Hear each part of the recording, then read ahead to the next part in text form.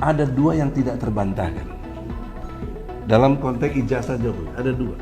Tolong Bu Kurnia, mungkin persepsi kita berbeda, tapi kita samakan sekarang.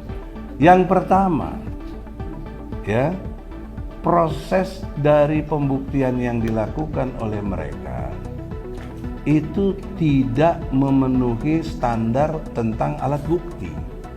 Pasal 184 KUHP menerangkan ada 5 alat bukti. Ya, dalam perspektif itu, satu, keterangan fakta. Fakta di persidangan kurang lebih 30 orang saksi, termasuk 8 saksi ahli, 5 dari mereka, 3 dari kita.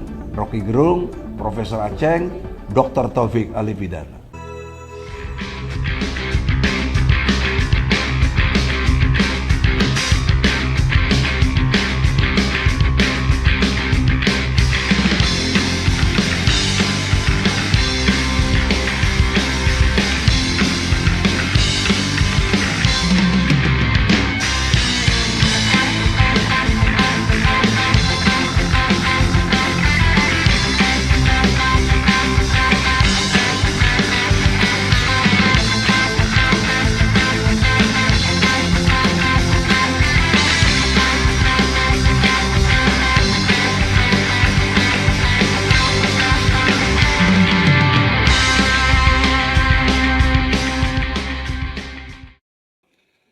Assalamualaikum warahmatullahi wabarakatuh.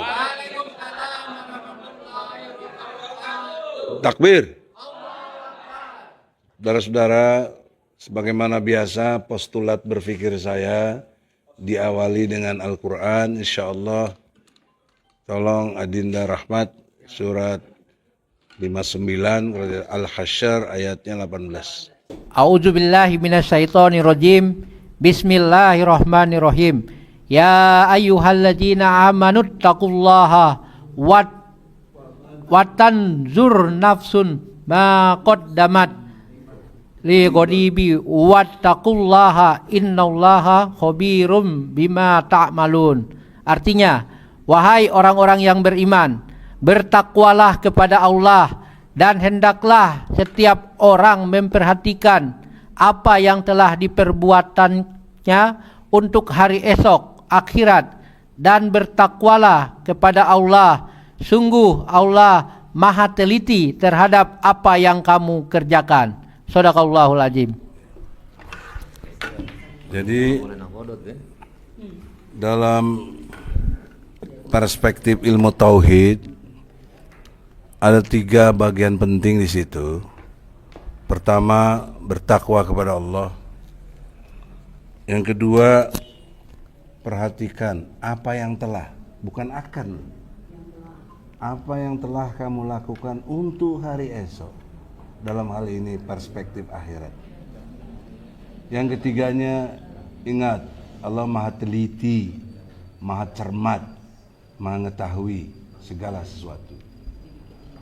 3 postulat berpikir ini kalau dijadikan paradigmanya dalam berpikir, sangatlah baik untuk kita mengevaluasi diri masing-masing. Karena ini perintahnya masing-masing. DHR, apa yang sudah kau kerjakan? Muslim, apa yang sudah kau kerjakan? Ibu Kurnia, apa yang sudah kau kerjakan? Rijal Fadilah, Ibu Wati, Ibu Yulia Dokter, Ibu Mary, Rahmat, Rustam, pribadi semua yang ada di sini. Apa yang kalian telah kerjakan? Nah, mengacu kepada cerita semua tadi itu, ternyata yang dikerjakan mereka kezoliman gitu loh. Itu logika terbalik yang saya ingin bangun. Yang mereka kerjakan adalah kejahatan. Hingga tercatat oleh OCCRP, Organization Crime, ada crime-nya. Organized Crime and Corruption Reporting Project. Jadi ada korupsinya, ada kejahatannya gitu loh. Yang luar biasa, yang sangat dahsyat. Belum pemilu saja udah 800-an orang mati coba tahun 2019. Ketika sudah selesai demo ke Bawaslu, ada anak SMP juga sampai 9 orang mati diantaranya. Kita semua di penjara. Belum lagi KM 50. Dahsyat sekali kejahatannya. Belum lagi Kang Juruan. Itu motifnya itu kita tahu persis lah kenapa terjadi begitu. Ya. Oleh karena itu tidak bermaksud menggugat siapapun, tapi ini refleksi tauhid. Kalian kan beriman. Para pejabat, kau kan beriman. Allah bertanya, apa yang telah kamu kerjakan? Persiapan mentalitas dan kerjamu yang konkret untuk hari akhir kamu. Karena Allah Maha teliti. Allah akan perlihatkan nanti hasil kerja kamu. Jungto nanti surat 9 ayat 105. Allah akan viralkan apa yang kamu kerjakan. Allah lihat lagi banyak ayat-ayat yang berkait dengan pertanggungjawaban akhirat. Maka oleh karena itu, posisi TPUA sekedar mengingatkan. Kita bukan jagoan, kita bukan macam-macam, kita punya ilmu hukum yang mampu memprediksi dan sudah dibuktikan, bukan sekedar prediksi, di pengadilan 3 kali kita. 1 Pengadilan Negeri Jakarta Pusat, 2 ke Solo pidananya, 3 ke Jakarta Pusat lagi. Semuanya kita dikalahkan dalam arti tanda kutip karena kita tidak punya kekuasaan. Kalau pakai pendekatan ilmu, nggak ada sekukung ujung kuku ilmu yang kita sampaikan. Termasuk tuh si Otto tuh, sampai hari ini nggak berani jawab tantangan saya. Kok waktu di pengadilan bilang ada ijazah Jokowi? Semua dengar, betul Bu Ridya? Betul. Dengar semua Malah kita bilang. mau laporin dia. Lu mana sekarang toh? Ijazahnya Jokowi itu yang asli itu mana? Itu kan malu kok jadi wakil menteri sekarang. Menteri HAM lagi kau. Kok injak-injak HAM kita lagi? Hanya karena kau pengen duit, pengen jabatan. Wah, ini penistaan luar biasa pada dirimu sendiri. Nanti Allah akan lihatkan apa yang kamu kerjakan itu. Nah, kalau tanya kita, memang belum banyak yang kita kerjakan. Karena kita tidak punya otoritas. Kita hanya punya keilmuan, menggugat. Kalau kita punya ilmu dan punya kekuasaan, hari ini pun saya udah penjarain Jokowi itu. Betul. Sepakat. Asumsi saya jaksa agung, udah masuk penjara. Saya mana itu? Tapi kan persoalannya nggak dipegang di kita. Allah nggak kasih kita, belum.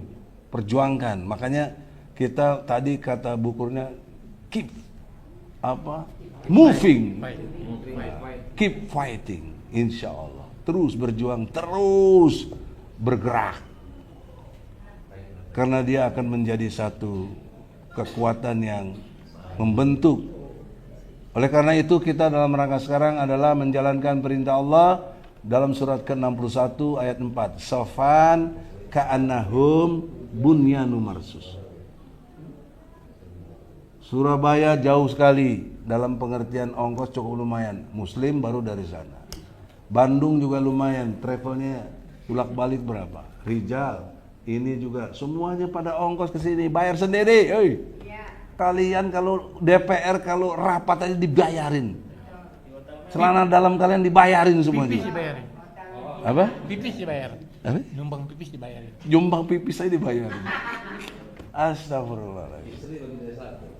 Allahu Akbar. Jadi saudara-saudara, kita hanya bisa nanti sudah bercerita kepada Allah dalam arti dipertanyakan di akhirat. Jangankan di akhirat, dunia kita sudah bercerita ini. Kita sudah melakukan ini. Nah, menurut ilmu hukum, ini penting poinnya. Ada 2 yang tidak terbantahkan. Dalam konteks ijazah Jokowi, ada 2. Tolong Bu Kurnia, mungkin persepsi kita berbeda, tapi kita samakan sekarang. Yang pertama, ya, proses dari pembuktian yang dilakukan oleh mereka itu tidak memenuhi standar tentang alat bukti. Pasal 184 KUHP menerangkan ada 5 alat bukti. Ya, dalam perspektif itu, 1 keterangan fakta. Fakta di persidangan kurang lebih 30 orang saksi, termasuk 8 saksi ahli, 5 dari mereka, 3 dari kita. Rocky Gerung, Profesor Aceng, Dr. Taufik ahli pidana. Dari mereka saya lupa, banyak, ada 27 orang. Saksinya 5 yang ahli. Yang saksi fakta ada 22. Dan jangan lupa, masyarakat belum paham bahwa ijazah Jokowi itu tidak cuma UGM. SD, SMP, SMA, itu semuanya nggak ada catatannya. Menurut ilmu hukum, itu jatuhnya nggak bisa langsung ke pengadilan. P19 balikin lagi dong jaksa, woi, ke polisi balikin, belum menjadi alat bukti untuk bisa di persidangan. Kok dipaksakan?